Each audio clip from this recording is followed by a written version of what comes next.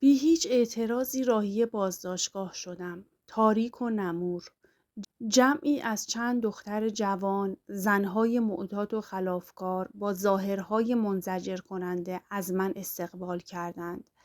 در که بسته شد روی زانو جسمم به زمین افتاد. وای خدایا خدایا! این اولین بار بود که بعد از دیدن مادرم در آغوش برهنه آن الدنگ خدا را صدا می زدم.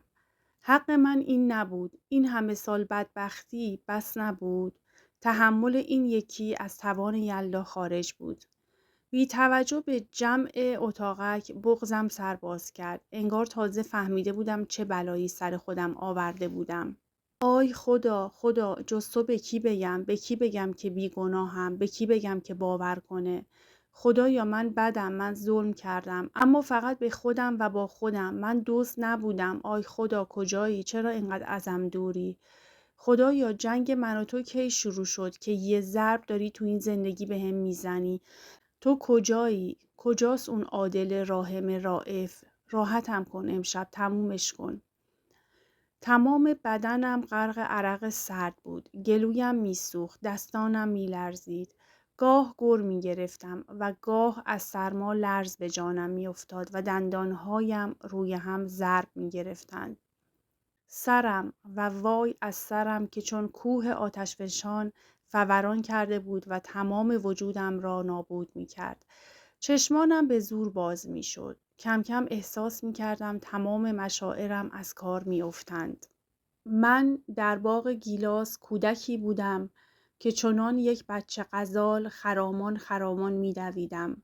سبک بودم. ناگهان زمین باز می‌شد و قصد بلعیدنم را داشت. آسمان تیره می‌شد و درخت‌های گیلاس جای خود را با خاربوته عوض می‌کردند و در لحظه سقوط دستی مرا از پشت می‌گرفت. من در دنیای دیگری بودم. نمیدانم چند ساعت و چند روز در آن شرایط به سر بردم. نمیدانستم این شکر آنقدر بزرگ است که چنین مرا تا مرز مرگ پیش برده است. چشمانم را به سختی باز می کنم. نور سفیدی مجبورم می کند که دوباره چشم برهم بگذارم. خدایا کابوس بود؟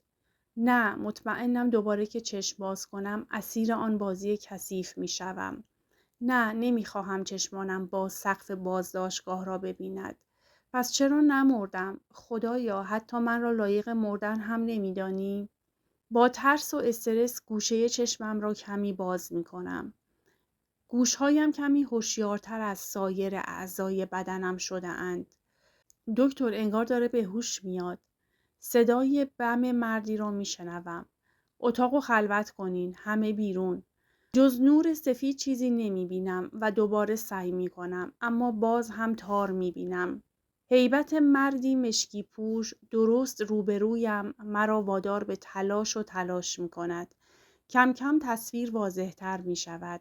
این غول زیبای جذاب عزرائیل است. تنها چیزی که از تصویرش در ذهنم ماند هیبت و زیبایی است.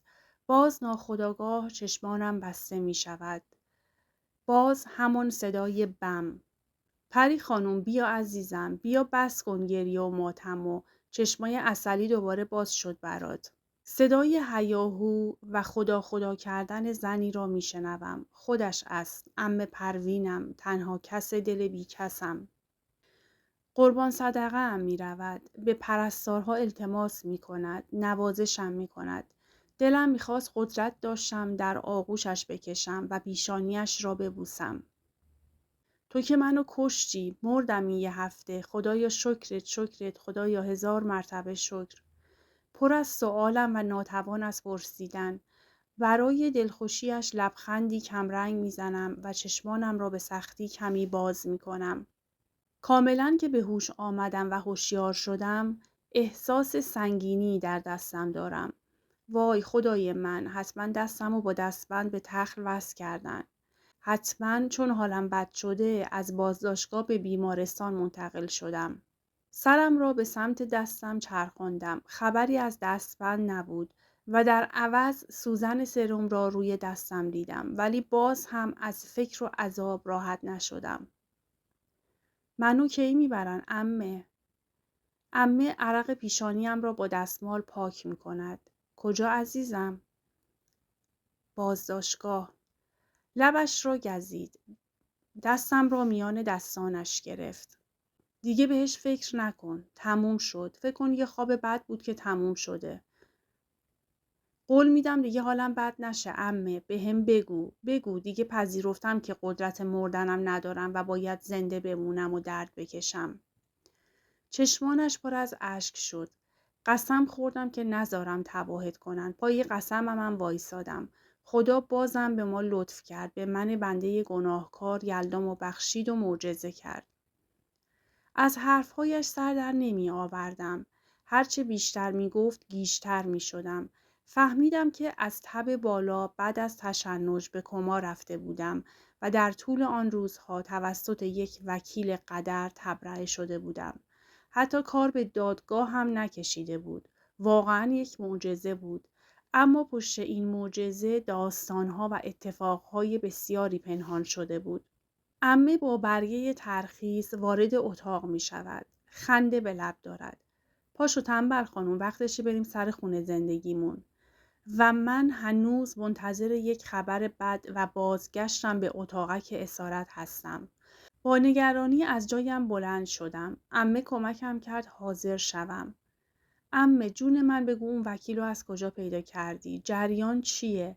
نکنه یه مریضی لاعلاج دارم و دم مرگم که دلشون سوخت و آزادم کردن. وای دور از جون دختر یکم صبر کن دندون رو جیگر بذار میفهمی.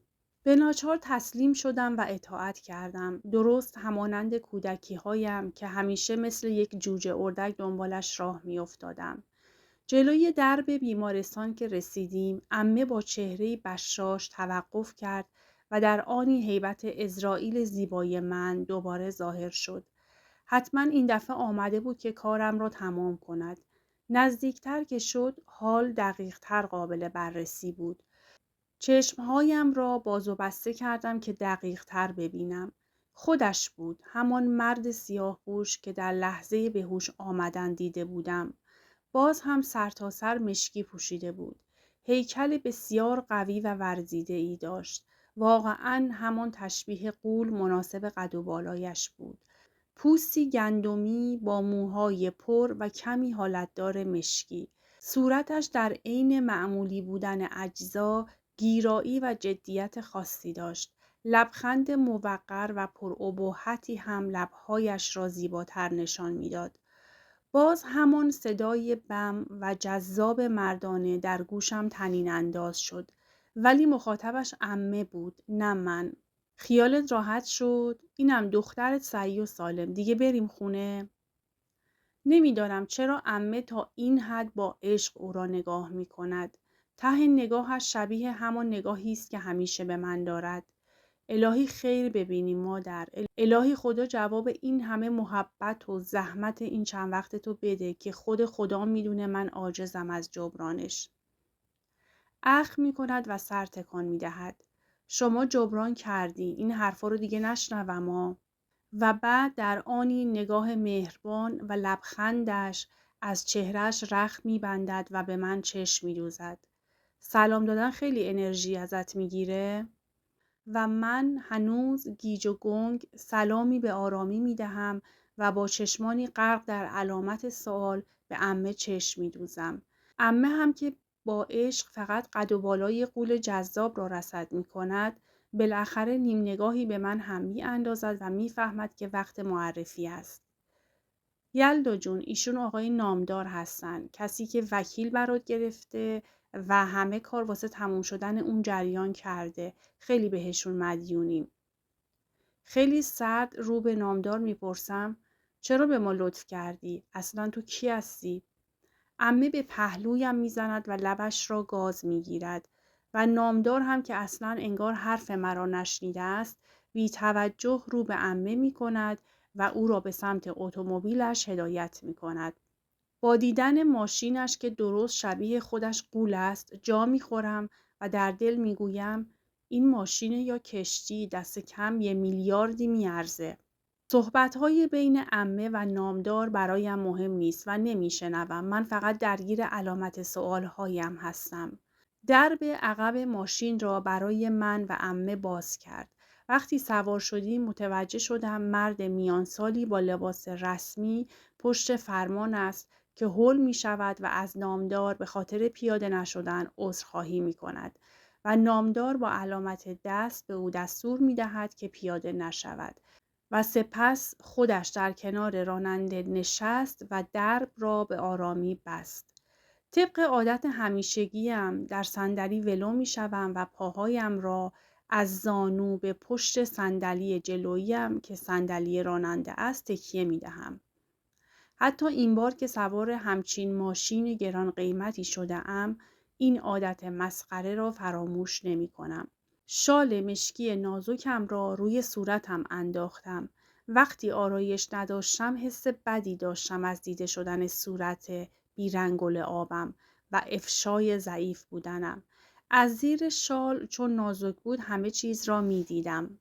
نامدار کمی متمایل به صندلی عقب هیکل گنده‌اش را تکان داد و به من با یک نگاه متعجب توأم با تأسف و تحقیر خیره شد. عمه هم حتما متوجه نگاهش شد که دوباره به پهلویم زد. یلدا جان پاشو درست بشین. اگه حالت خوب نیست سرتو بذار روی پای من. و باز صدای نامدار بهت زده ام می کند. پروین جان فعلا کاری نداشته باش، بذار راحت باشه. تازه مرخص شده، وقتش نیست. وقت چی؟ از چه چیزی این ناشناس گنده حرف می زد؟ بعد هم پروین جان رو از کجا آورد؟ چقدر صمیمی حرف می زد؟ خدایا چرا کسی به من نمی گوید که این مرد وسط زندگی من از کدام چراغ جادو ظاهر شده است؟ آخه آقا من میدونم شما حساسی رو این قضایا. گفتم که الان زوده، کم کم درست میشه. یعنی باید درست بشه. منظورش از درست شدن من بودم. حیف که هنوز بیحال و بیرمق بودم. وگرنه حقش بود که بگویم تو رو سننه یارو، عمه خرابت باید درست شه. ولی ترجیح دادم خودم را به خواب بزنم تا شاید حداقل چیزی دستگیرم شود. ولی از شانس بسیار خوب همیشگیم هر دو سکوت را این بار انتخاب می کنند. حدود نیم ساعت بعد ماشین متوقف می شود. این بار در را راننده برای ما باز می کند ولی نامدار خودش زودتر پیاده می شود. جلوی درب خانه خودمان بودیم و من برای اولین بار حس می کنم عاشق این خانه‌ام. راننده سریع از صندوق ماشین کیسه های مواد غذایی را خارج می کند و از عمه کلید را می گیرد که آنها را داخل ببرد. عمه شرم زده رو به نامدار تشکر می کند. ای بابا پسرم این کارا رو چرا می کنی؟ نامدار باز اخم می کند و سر تکان می دهد. داروها رو حتما طبق دستور بهش بدین. فعلا هم اینجا باشین تا کارا رو درست کنم. دیگه سفارش نمی کنم پروین جان چون خیالم ازت راحته. چشم نهار نمیای پیشم باشی؟ یا خدا عمه چه گرم گرفته بود. اگر سری قبل پسرم خطابش نمیکرد یقین نمیکردم که دوست پسرش است. غول محترم لبخند شیرینی زد و گفت امروز خیلی کار دارم. فردا حتما میام، دلم لک زده واسه فسنجونات. عمه هم که ضعف کرد برای شیرین زبانی گنده‌بک مذکور و خلاصه دل از هم کندند و بعد از روبوسی و در آغوش کشیدن هم نامدار عزم رفتن کرد. دوباره چند ثانیه با آن نگاه شماتت بار به من خیره شد. انگشت اشاره اش را به علامت هشدار به سمتم گرفت و خیلی جدی و محکم گفت تو. عمه را جانم و شما خطاب می کرد و من فقط تو بودم و بعد از آن توی غلیظی که نثارم کرد کمی آرامتر ولی با همان جدیت ادامه داد آدم باش. و بعد سوار شد و در را بست. حرصم گرفته بود. خواستم فریاد بزنم حیوان باباته که باید آدم بشه. ولی بابایش را هم مثل عمه‌اش بخشیدم و باز نمیدانم چرا در مقابلش کوتاه آمدم. نامدار رفت و کوهی نگفته برای من به جا گذاشت. عمه هم که تا شب یا فرار کرد یا دو پهلو حرف زد.